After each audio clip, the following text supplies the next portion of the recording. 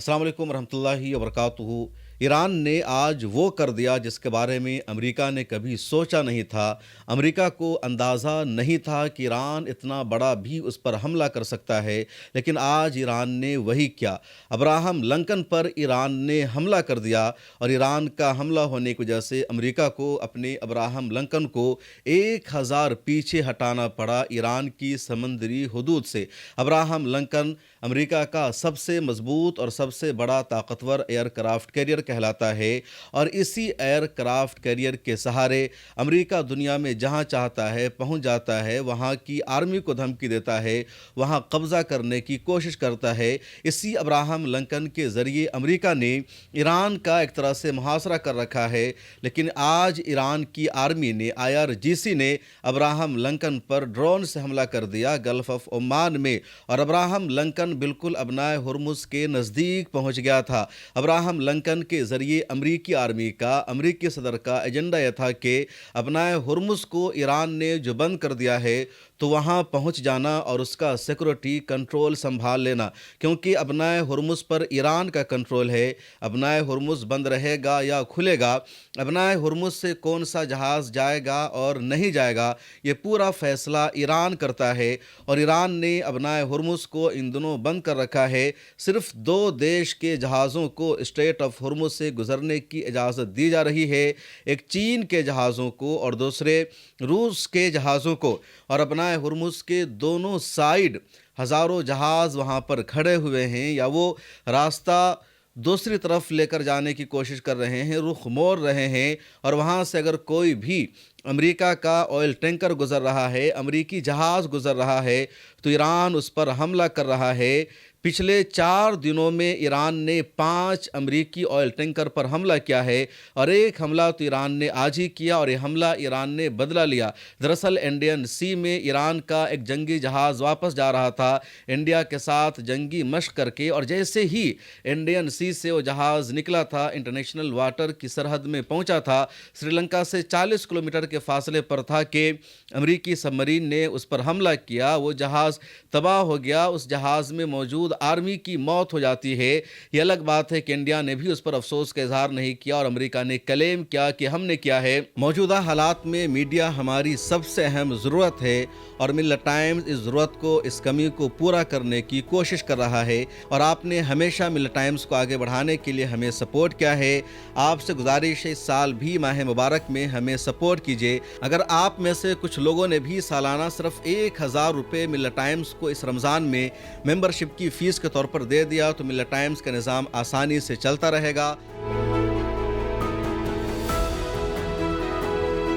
اور اسی کے بعد ایران نے کل بھی امریکہ کے ایک آئل ٹینکر پر حملہ کیا، آج بھی حملہ کر کے بدلہ لیا، جس کو دنیا بھر کی میڈیا نے بھی لکھا کہ ایران نے بھی امریکہ کے آئل ٹینکر پر حملہ کر کے بدلہ لیا ہے، اور اس کے بعد آج ابراہم لنکن پر حملہ کر دیا۔ گلف آف عمان میں ابنائے ہرمز کے نزدیک یہ جہاز پہنچ چکا تھا، اور اسٹریٹ آف ہرمز کا سیکورٹی کنٹرول سنبھالنے کا ایجنڈا تھا۔ وائٹ ہاؤس نے بھی ایک بیان جاری کر کے کچھ گھنٹہ پہلے ہی کہا تھا کہ اگر ایران نے اسٹریٹ آف ہرمز کو بند کر دیا ہے تو امریکی آرمی وہاں پر پہنچے گی، اس کا کنٹرول سنبھالے گی، اور اسٹریٹ آف ہرمز کا کنٹرول ایران کے ہاتھوں میں نہیں رہے گا، کیونکہ اسٹریٹ آف ہرمز کو بند کرنے کا مقصد ہی ایران کا یہ ہے کہ دنیا بھر کے ممالک امریکہ پر دباؤ بنائیں، سیز فائر کا دباؤ ہو، امریکہ کو غلطی ماننے پر مجبور کیا جائے، اور امریکہ کا جو ایجنڈا ہے ایران میں، امریکہ اپنے اس ایجنڈا میں کامیاب نہ ہو سکے۔ لیکن امریکہ جھکنے کے بجائے، بات چیت کرنے کے بجائے،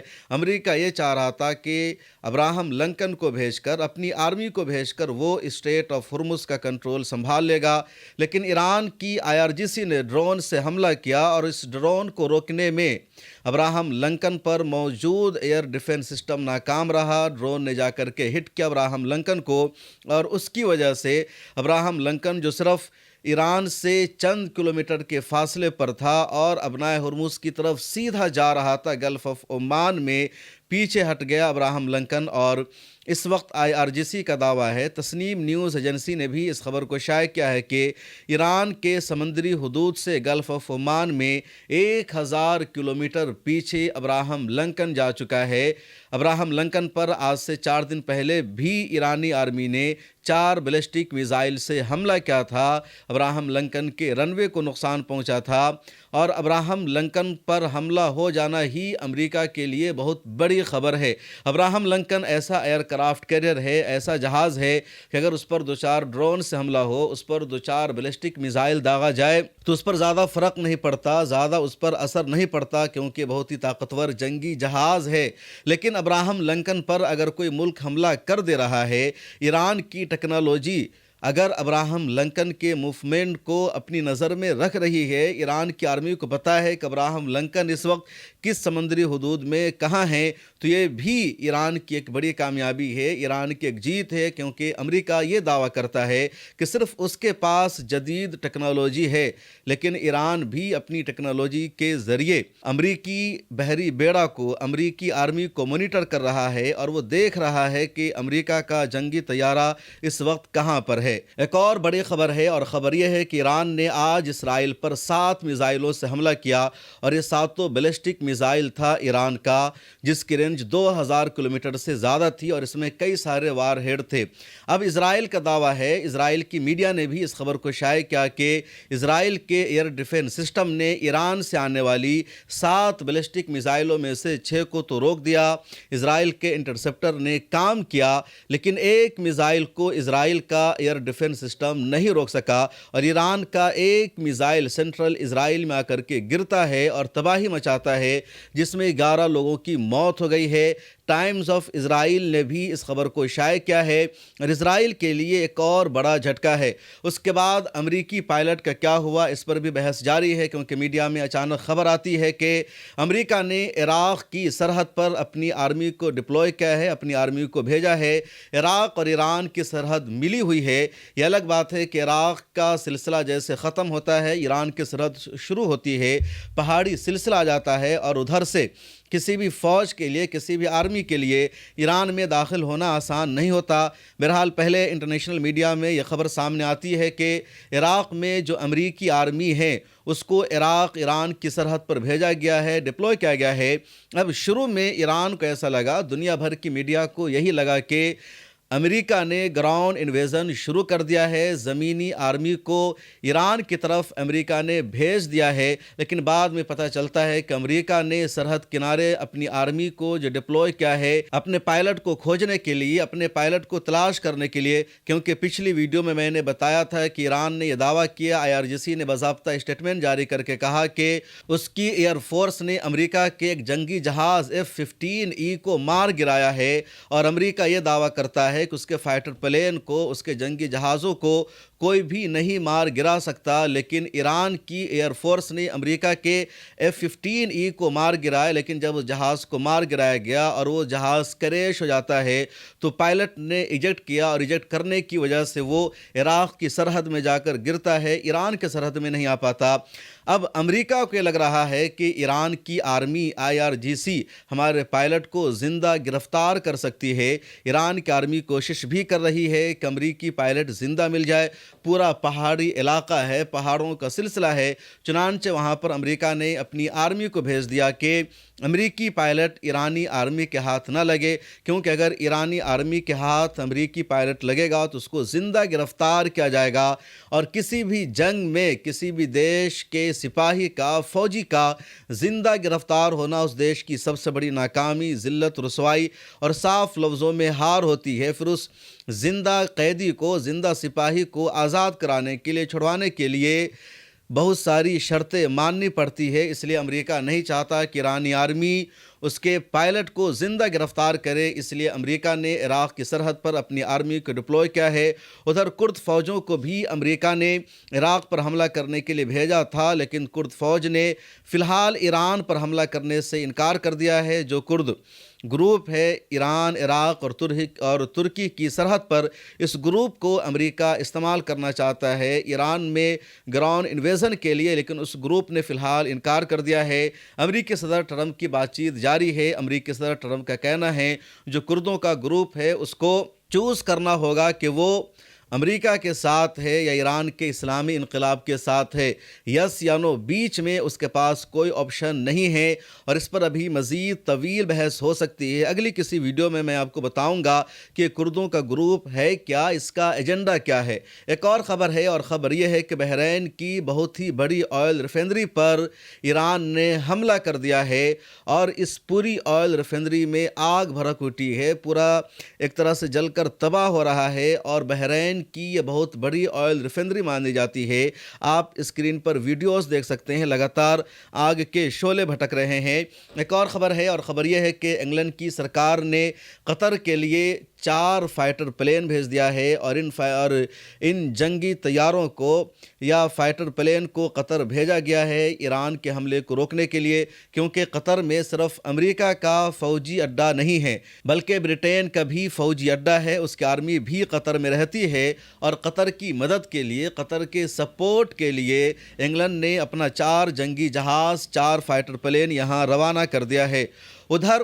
گراؤنڈ انویژن کی خبریں سامنے آ رہی ہے۔ امریکی صدر ڈونلڈ ٹرمپ کی طرف سے بار بار کہا جا رہا ہے کہ ہم ایران میں زمینی لڑائی لڑنے جا رہے ہیں، گراؤنڈ انویژن کرنے جا رہے ہیں، اور جیسے ہی امریکہ کی طرف سے خبر سامنے آئی ہے، ایران کے تقریباً سبھی لیڈر کا بیان سامنے آتا ہے، IRGC کے چیف کا، ان کے اسپوک پرسن کا، آرمی کے سربراہ کا، اور ایران کے فورن منسٹر عباس عراقچی کا، کہ ہم زمینی لڑائی کے لیے تیار ہیں۔ ہم منتظر ہیں کہ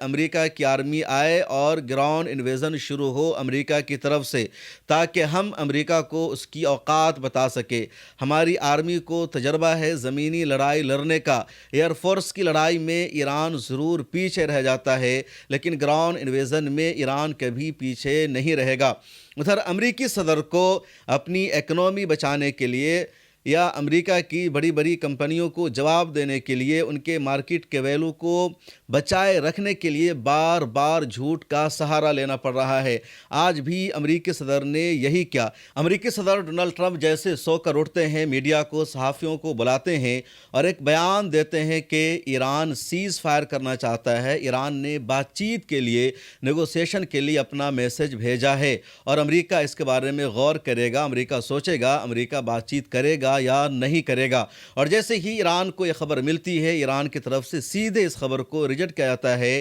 ایران کے فورن منسٹر عباس عراقچی کا بیان سامنے آتا ہے، جس میں وہ کہتے ہیں کہ ہم نے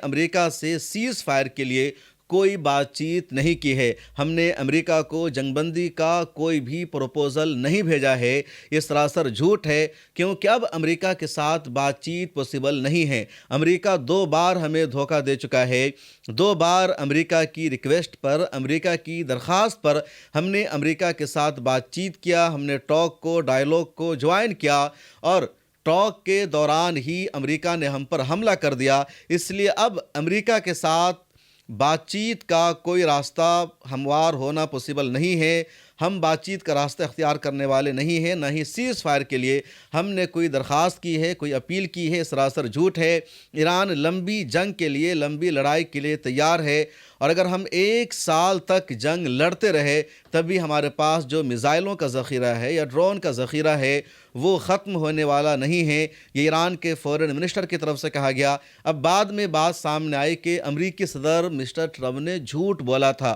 اور جھوٹ اس لیے بولا تھا تاکہ شیئر مارکیٹ میں کمپنیوں کی جو ویلیو لگاتار ڈاؤن ہو رہی ہے وہ بہتر ہو سکے، ان کے اس جھوٹ سے فائدہ ہو جائے، کیونکہ جنگ جیسے جیسے بڑھتی جائے گی اور جنگ کے اینڈ ہونے کی کوئی تاریخ طے نہیں ہوگی، اس وقت تک شیئر مارکیٹ میں گراوٹ بڑھتی جائے گی، لوگوں کا نقصان بڑھتا جائے گا، اور اس کا اثر سیدھے سیدھے امریکہ کی اکنامی پر پڑے گا، ڈالر پر پڑے گا۔ اس لیے امریکی صدر کو اس طرح اب جھوٹ بھی بولنا پڑ رہا ہے۔ ادھر امریکہ اور اسرائیل کا حملہ بھی ایران پر تابڑتوڑ جاری ہے، اور لگاتار ایران میں مختلف اہم ٹھکانوں کو، آرمی کے ہیڈ کوارٹرز کو اور میزائل کے لانچر پیڈ کو نشانہ بنایا جا رہا ہے، تباہ کیا جا رہا ہے۔ اسرائیل کی آرمی نے، IDF نے ایک ویڈیو جاری کر کے دعویٰ کیا کہ پاسداران انقلاب کا تہران میں جو ہیڈ کوارٹر ہے اس کو تباہ کر دیا گیا ہے۔ سیٹلائٹ امیجز میں صاف دیکھا جا رہا ہے کہ پہلے کچھ اور اس کا نقشہ تھا اور اب کچھ اور ہے۔ اسی طرح اسرائیل کی آرمی نے کچھ اور تصویریں شائع کی ہے ایران کے میزائل لانچر